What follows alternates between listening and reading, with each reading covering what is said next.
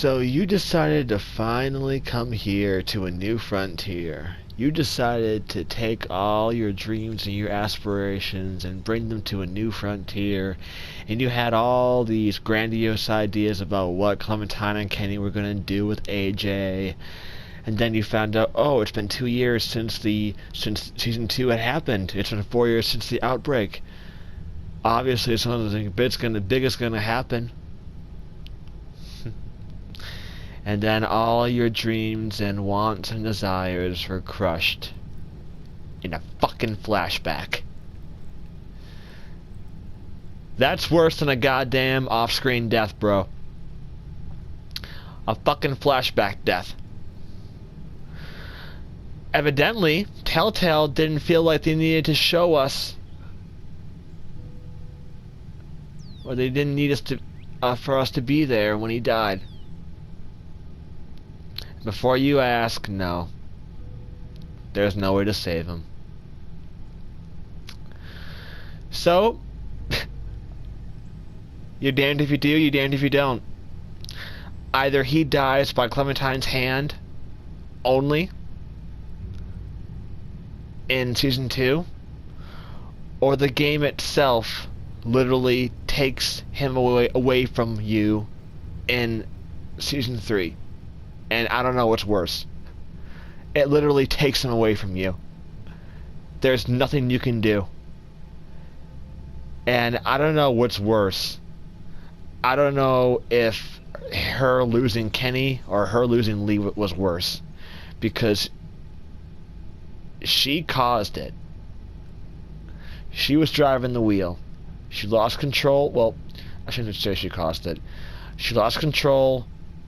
The car slid on a patch of snow or ice or whatever, and she lost control of the car. Kenny should have been wearing a seatbelt. You were right.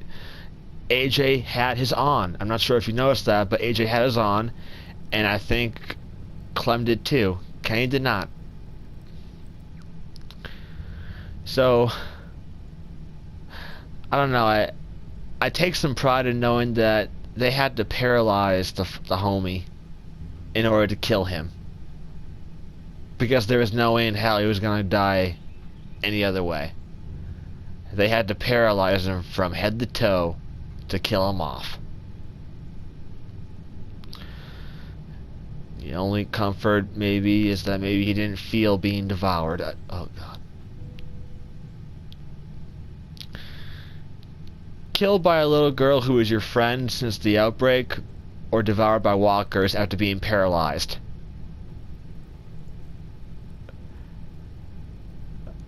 I don't know what's worse.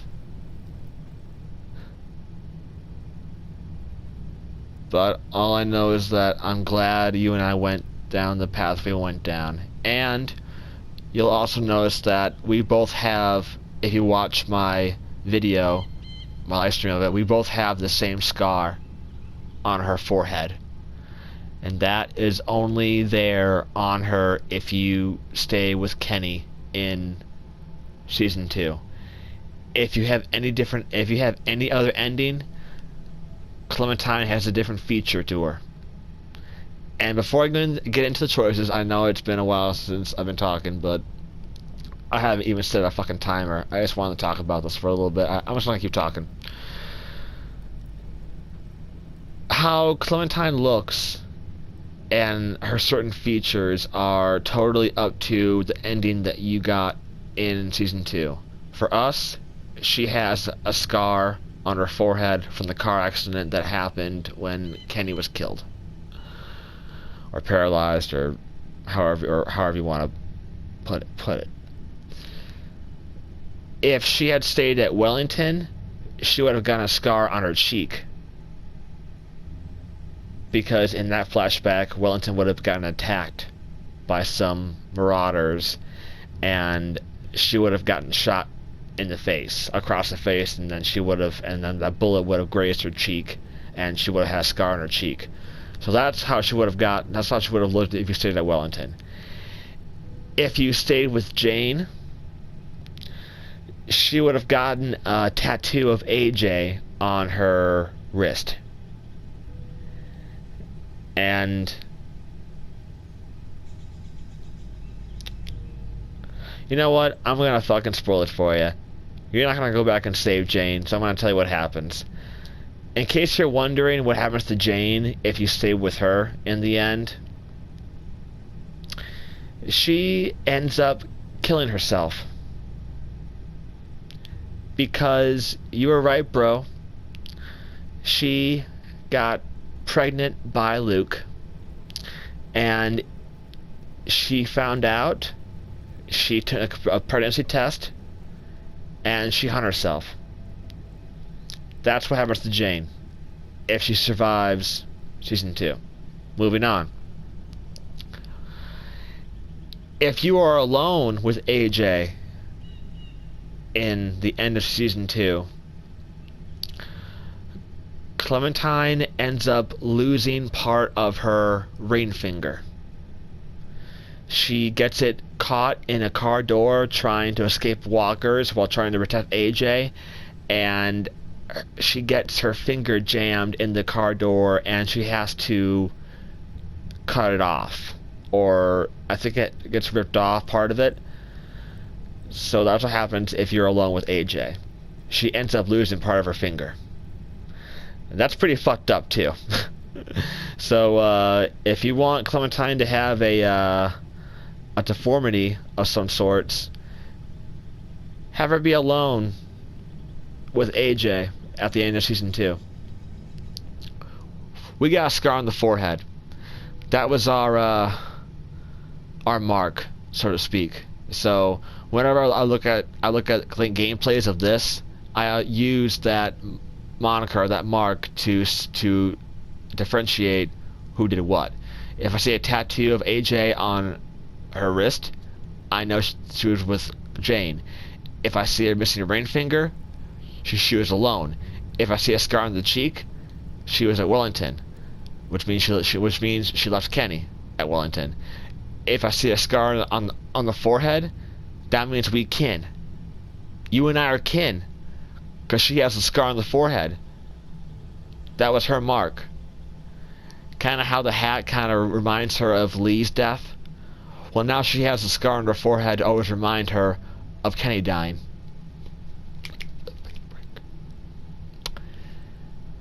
Pretty fucked up, huh? Yeah. Pretty fucked up. After all that, he dies like that. Sucks, doesn't it? But then again, what did Javi say? Hasta la vista, or that's life in Spanish. See, I already forgot it. Ahí está la viota. Fucking hell. I can't speak Spanish. Whatever, let's move on.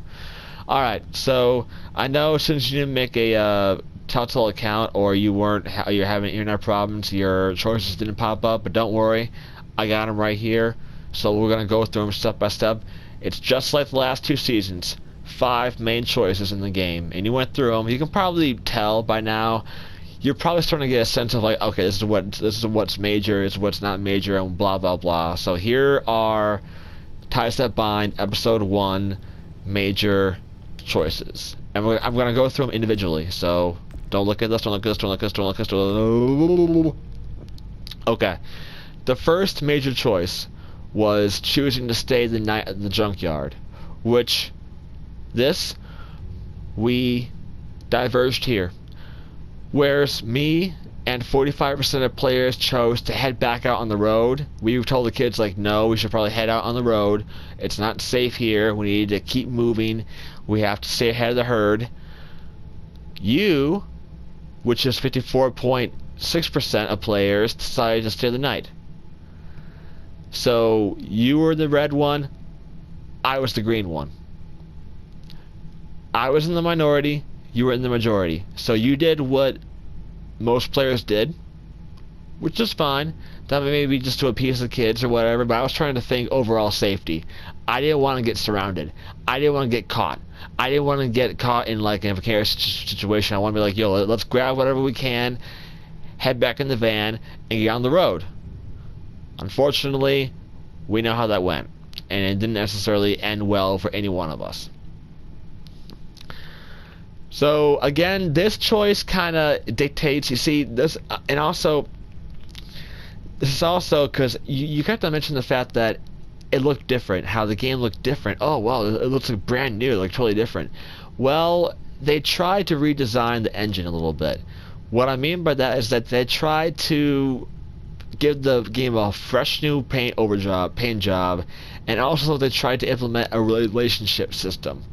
So this choice right here, the first one, did you stay at the night at the junkyard, was meant to either boost or decrease your relationship with the kids and Kate.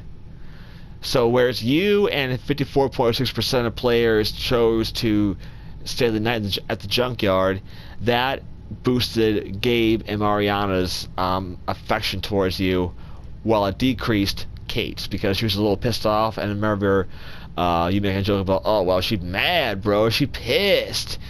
So there's that. Mine was the opposite. Kate was thankful that I was like, she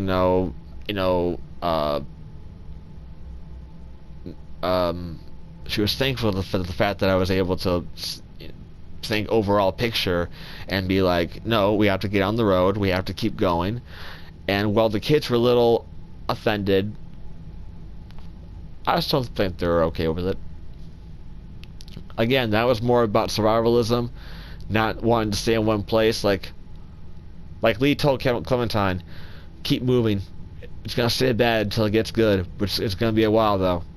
So keep on fucking moving. So that was exactly what we did.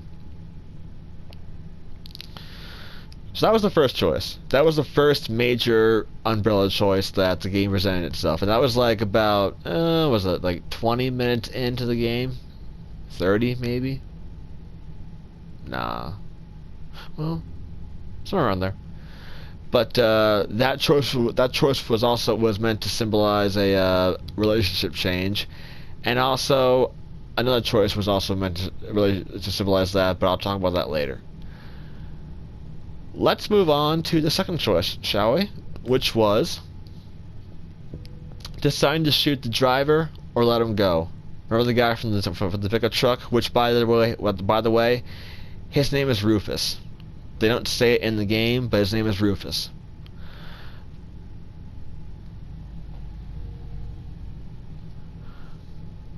You and myself, which was 47.8% of players, chose to shoot the driver. We were in the minority. 52.2% of players chose to let him go. And this choice actually has a ripple effect, and it will alter certain scenes later on.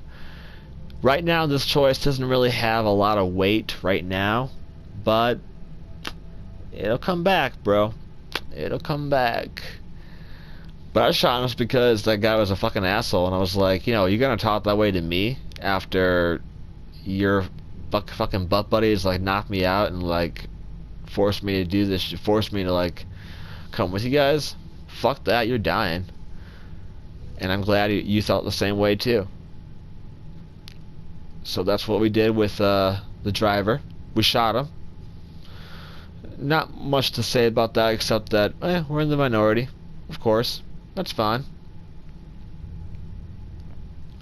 But you gotta admit, pretty damn close though. But I think you shot him just because you wanted to shoot him. Not a whole lot to say. And I'm sorry if I sound like I'm a little punch drunk. I'm a little tired. Yeah. Not a whole lot to say, so I'm just gonna move on, okay? We will shot the driver. We all know why. Third choice. What was the aftermath of the shooting? Pretty much, bro, everybody got locked up. Everybody got locked up, and 5.7% of players didn't get locked up. And the only way to not get locked up is say it was an accident. When she said, yes, she was justified. If you said the other choice, then you wouldn't have gotten locked up, but it would have been different. Clementine would have still gotten locked up. But pretty much, bro, about damn near everybody got locked up.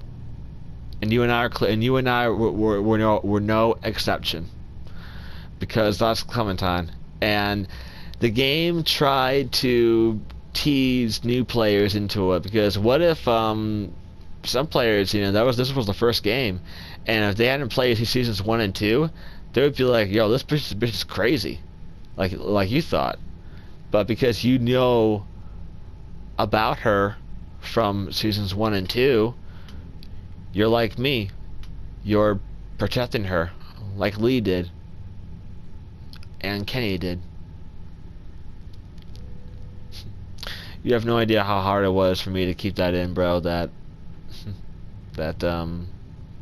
Yeah, he doesn't live long. Well, actually, I take that back. He lived about 2 more years. Yeah, about. So, and AJ was about he was a toddler, right? At that point. So, yeah, you bought him a few extra years, and I think that was more than enough. But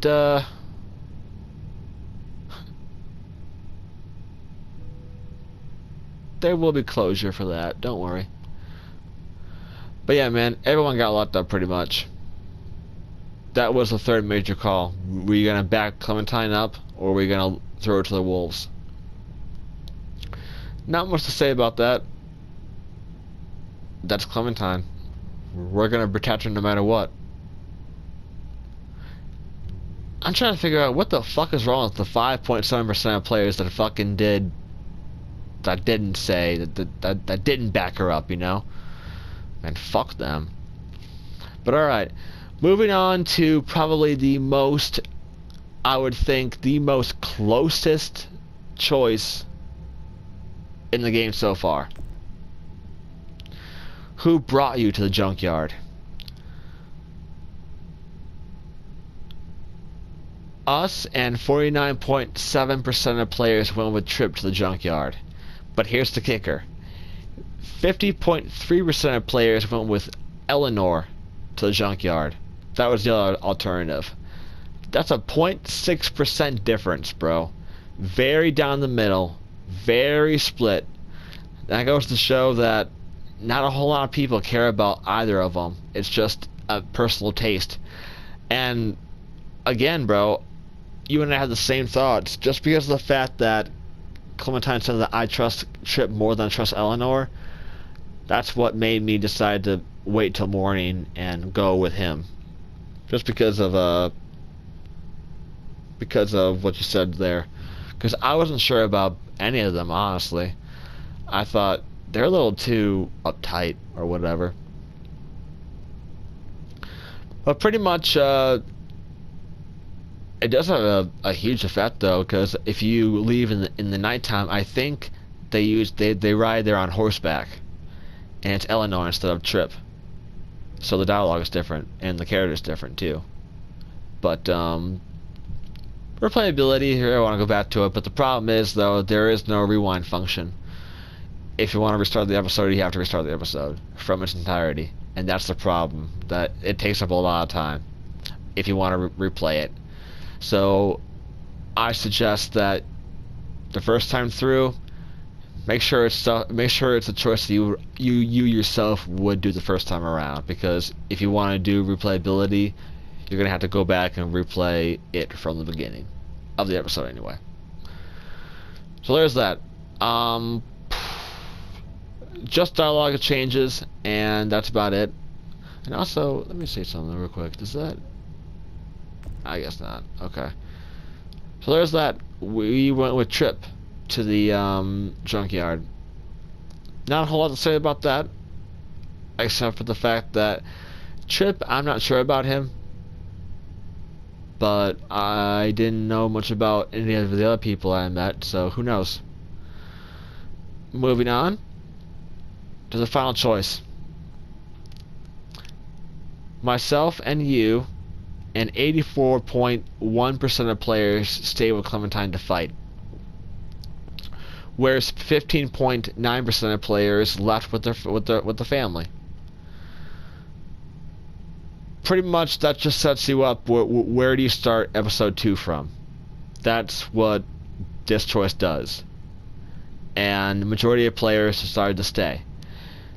So, majority of players got a certain starting point, whereas a minority of players got a certain other outcome or a starting point. So, Ties That Bind Part 2 starts differently depending on this choice. If you started from here, well, you'll see what happens. You got flashbanged.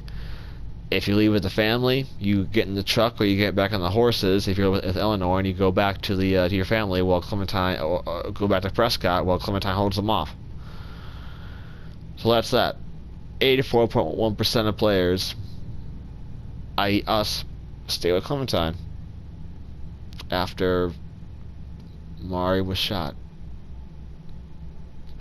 Right through the goddamn head too, bro. She didn't even see it coming. Like, at least with Carly, she saw the gun, but Mari didn't even see she didn't even see it. She didn't even see it. It was from behind.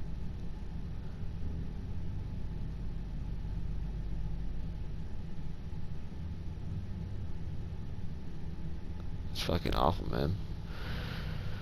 So that's that. So here we are. When it comes to you and me, minority, majority, minority, majority.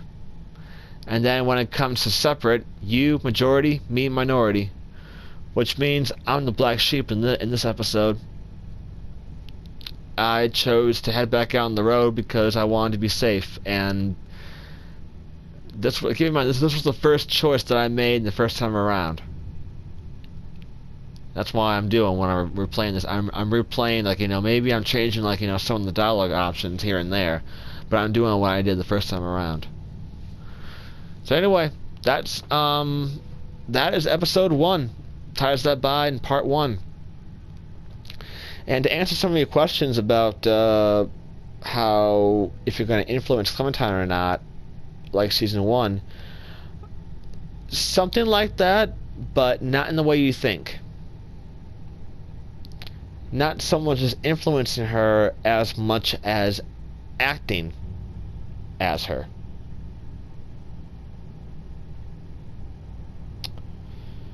So her choices, the choices that you make in those flashbacks or whatever that you see her as, are gonna matter. And in doing so, that's gonna have an ultimate outcome. And that's all I can say about it because you're still kind of far behind. But this season tries to get kind of creative, and I am kind of curious to see how this outcome goes, because although I'm grateful that we got the same ending in season 2, I know for a fact that this one, based on your attitude alone in this episode, it's going to be different, and I can't wait for that.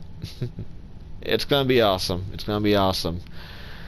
I cannot wait for tomorrow. I'm going to process this and upload it so I can give you the link. And sorry for the unprofessionalism. I've had about 9 bond hits. I'm dehydrated. Should probably get some water. And I've had a lot of Sour Patch Kids. So should probably get some sleep now. Alright, man. I will talk to you later. Peace.